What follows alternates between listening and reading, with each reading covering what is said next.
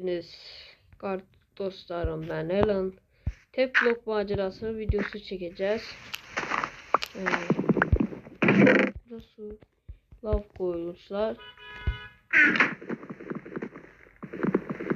Böyle. Hele tek blok macerasının hoş geldiniz. Şimdi bu tek blok macerasının birinci hissesinde hoş geldiniz. Neyse. İkinci sesi, üçüncü sesi gelecek.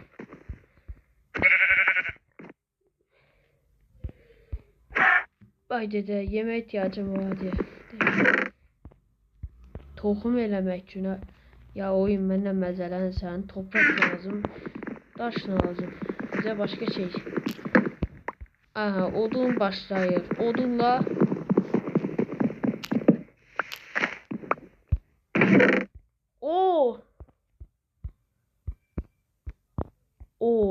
dostum deme ablam hoş geldi. Odun da şöyle. Oha. Görürsünüz ne geldi mənə. Siz de bu abone olun ve like atın. Kanalımıza abone olun. Ve Elon ailesinde siz de katılabilirsiniz. Elon ailesi ölmez, savaş bitmez. Odun kıra. Bize en çok odun filan lazım. Bu ne yeni şeyler çıkır. Tohum filan eləyək. Bize lazım olar. İnek. Aferin oğlucum. Kızım. Oğlucumdur. Bu kız oğlumdur. Bu toğuk da üzə. Ya başım karışır. Bu da xörək eləyək. Bu da ılınç balta filan eləyək. Az gəlir bu taqdan. Sizin koymursunuz özdə. Qılıç da var. Bu ne tek blok diye.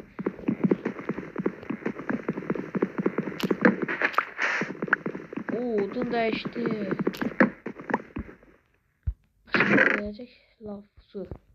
Oya benzin artık. Lav su çıkır. Başka şey yoktur bunlar. İstemiyorum bunları. Hayvanlar istemiyorum. Başka şey ne var? Ne olur? Of. Bu nedir ağzının? Burada garip. Biraz çıksa yaxşıydı. Oyun da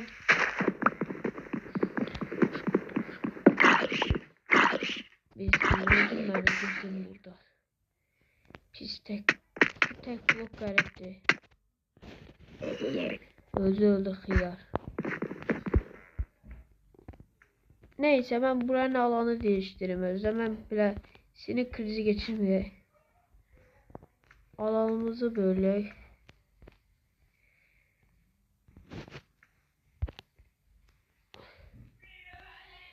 Skyblock'ta.